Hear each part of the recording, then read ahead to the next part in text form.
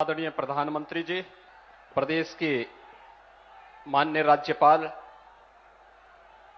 श्रीमती आनंदीबेन पटेल जी, भारत सरकार के जल शक्ति मंत्री माननीय श्री गजेंद्र सिंह शेखावत जी, उत्तर प्रदेश सरकार में मेरे वरिष्ठ सहयोगी उप मुख्यमंत्री श्री केशव प्रसाद मौर्य जी,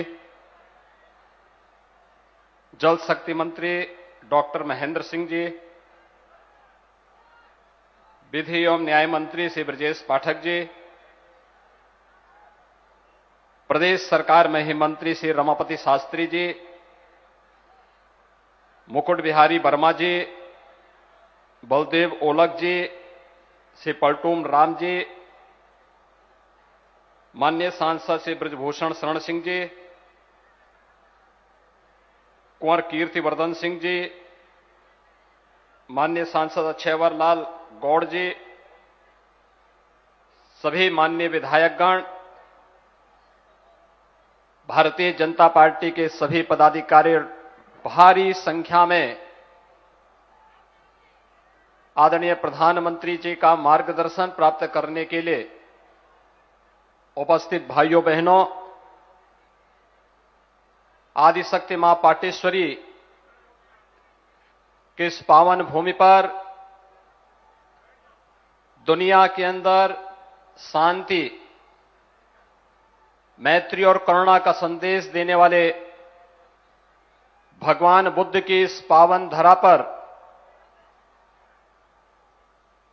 पूर्व प्रधानमंत्री सदैव अटल बिहारी वाजपेयी जी की कर्मभूमि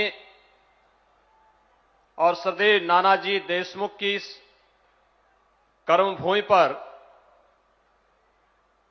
दुनिया के लोकप्रिय नेता, देश के यशस्वी प्रधानमंत्री जी का मैं आप सभी जनता जनार्दन की ओर से, प्रदेशवासियों की ओर से हृदय से स्वागत करता हूं, अभिनंदन करता हूं।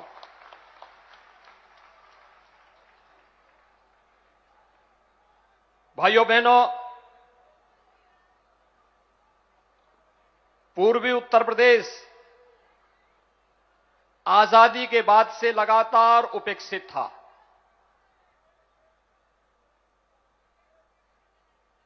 उपेक्षा का कारण यहां की गरीबी, यहां का पिछड़ापन और इस क्षेत्र में लोगों के मन में राष्ट्रीयता का भाव तो था, लेकिन विकास के प्रति जो जज्बा होना चाहिए था, उस जज्बे को पंख नहीं मिल पा रहे थे। हम सब आभारी हैं आदरणीय प्रधानमंत्री जी के कि उन्होंने इस पूर्वी उत्तर प्रदेश में आजादी के बाद के उन सभी सपनों को साकार करने में कोई कोर कसर नहीं छोड़ी। आज उसका साकार रूप देखते हुए मिल रहा है। मेडिकल कॉलेजेस की एक लंबी श्रृंखला, हेल्थ इंफ्रास्ट्रक्चर में इस क्षेत्र में हुई अभूतपूर्व बढ़ोतरी के साथ ही अभी ज्यादा दिन नहीं हुए, मात्र 4 दिन पहले आदरणीय प्रधानमंत्री जी ने गोरखपुर में 31 वर्ष पहले बंद हो चुके खाद कारखाने का उद्घाटन किया है। पहले की तुलना में 4 गुना बड़ी क्षमता के इस खाद कारखाने को उद्घाटन करने के साथ ही अखिल भारतीय आयुर्विज्ञान संस्थान देवीपाटन कमिश्नरी के लोगों को कभी दिल्ली जाने का अवसर अगर प्राप्त हुआ होगा तो देश का सबसे बड़े हॉस्पिटल के रूप में एम्स की चर्चा कभी उन्होंने सुनी होगी, लेकिन आज एम्स गोरखपुर में आ गया है। बीमारी तो यहां पर दिमागी बुखार रहा हो, चाहे वह मलेरिया हो, कालाजार है, डेंगू है, चिकनगुनिया है, ये आम बीमारी थी, इसका उपचार नहीं होता था, बल्कि अज्ञात बीमारी मान करके लोगों को उसके हाल पे छोड़ दिया जाता था। लेकिन प्रधानमंत्री जी ने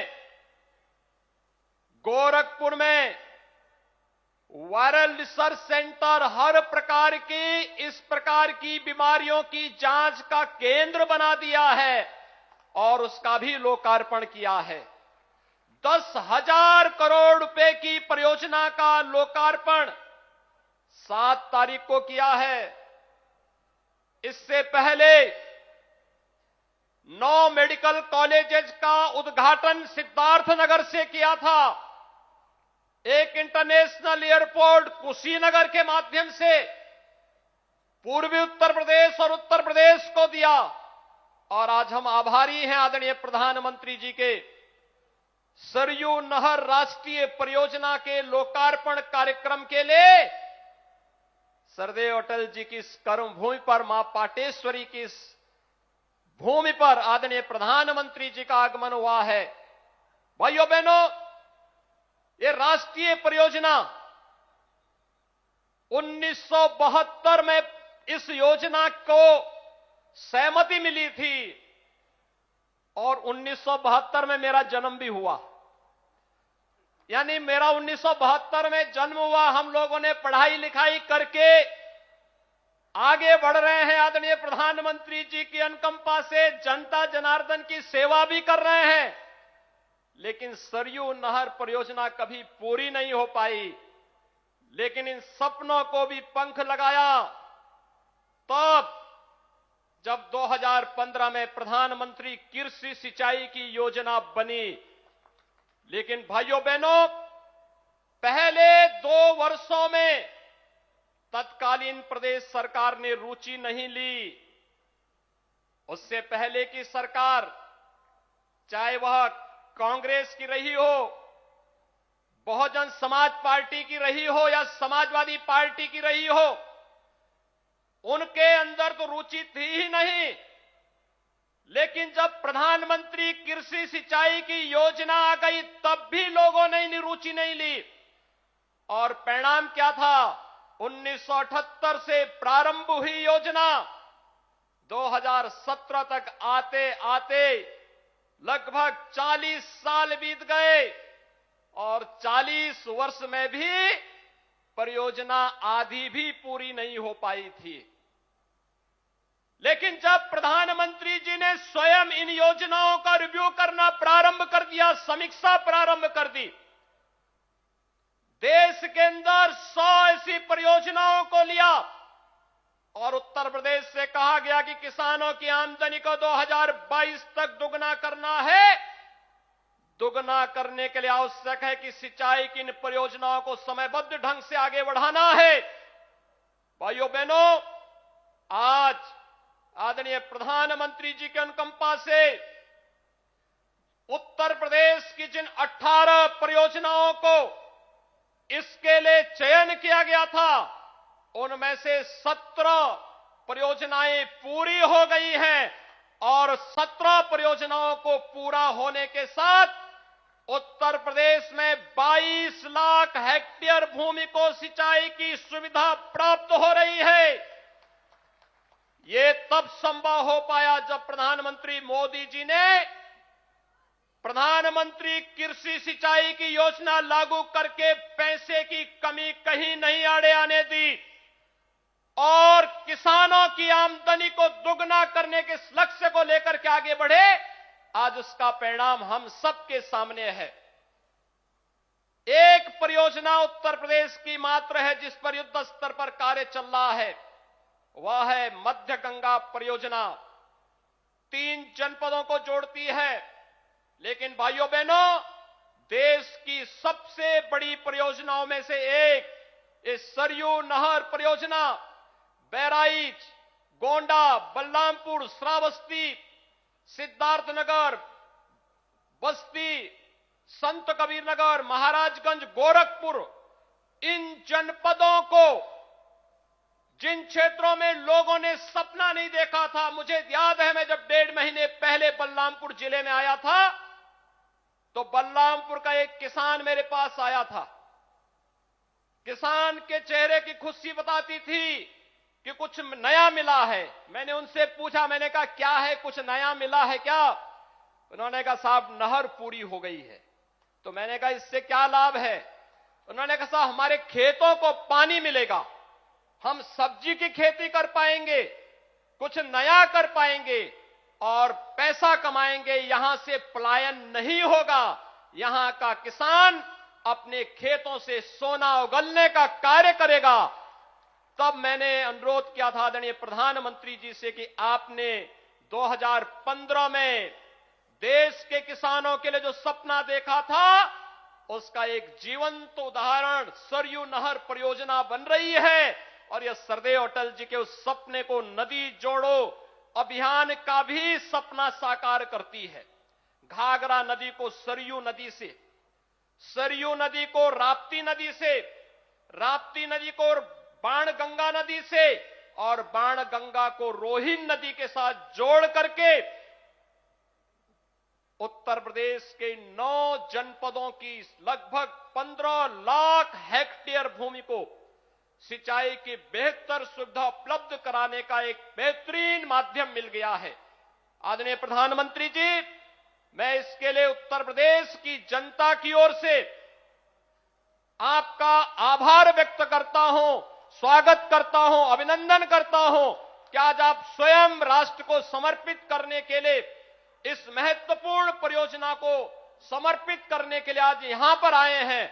आपका मार्गदर्शन और समय समय पर भारत सरकार के द्वारा दी गई मदद का परिणाम है कि इस परियोजना को एक समयबद्ध ढंग से जो कार्य 40 वर्षों में नहीं हो पाया, उस कार्य को आपके मार्गदर्शन में विगत 4.5 वर्ष के अंदर पूरा करते हुए अपने अन्नदाता किसानों के सम्मान की रक्षा करने और उनकी आमदनी को आपकी भावना के अनुरूप दोगुना करने के इस कार्यक्रम को आगे बढ़ाने के लिए उत्तर प्रदेश सरकार पूरी प्रतिबद्धता के साथ कार्य कर रही है। ये पूरा क्षेत्र नेपाल से जुटा हुआ क्षेत्र है। हमने जो पहला बैराज बनाया है, जहां पर घाघरा और सरयू नदी मिलती है, मात्र 7 किलोमीटर की दूरी पर नेपाल की सीमा प्रारंभ होती है। कितना उस नहर परियोजना आने के बाद कितना रमणीक क्षेत्र बना है, मुझे देख करके लग रहा था कितनी प्राकृतिक सौंदर्य से भरपूर क्षेत्र बनने जा रहा है। इस क्षेत्र में पर्यटन की अनेक संभावनाएं बढ़ेंगी, किसानों की आमदनी आगे बढ़ेगी, यहां के नौजवानों को यहां से पलायन नहीं करना पड़ेगा, अत्याधुनिक खेती के माध्यम से सिंचाई की परियोजनाओं का लाभ उन्हें यहां पर प्राप्त होगा। और आज आप स्वयं भी मां पाटेश्वरी के इस पावन धाम के जनपद में पधारे हैं। मैं इस बार आपका एक बार फिर से इस पूरे क्षेत्र में उत्तर प्रदेश के नागरिकों की ओर से हृदय से स्वागत और अभिनंदन करते हुए आज के इस अवसर पर पूरे 9 जनपदों को 29 लाख से अधिक किसानों को जिन्हें इसका लाभ मिलने वाला है, हृदय से बधाई देता हूं कि आज सिंचाई की योजना का लाभ जैसे बलरामपुर के किसान के चेहरे की चमक बता रही थी, यह चमक इन क्षेत्र के उन 9 जनपदों के प्रत्येक किसान के खेत में इसी प्रकार से आगे देखने को मिलेगा। मैं एक बार फिर से आपका हृदय से आभार व्यक्त करते हुए स्वागत और अभिनंदन करता हूं। धन्यवाद। जय हिंद, जय जय Shri Ram.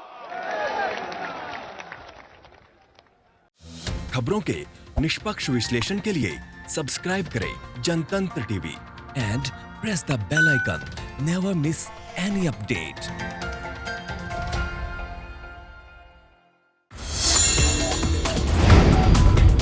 Download the Janatantra TV app, available on Google Play and App Store. Download it now.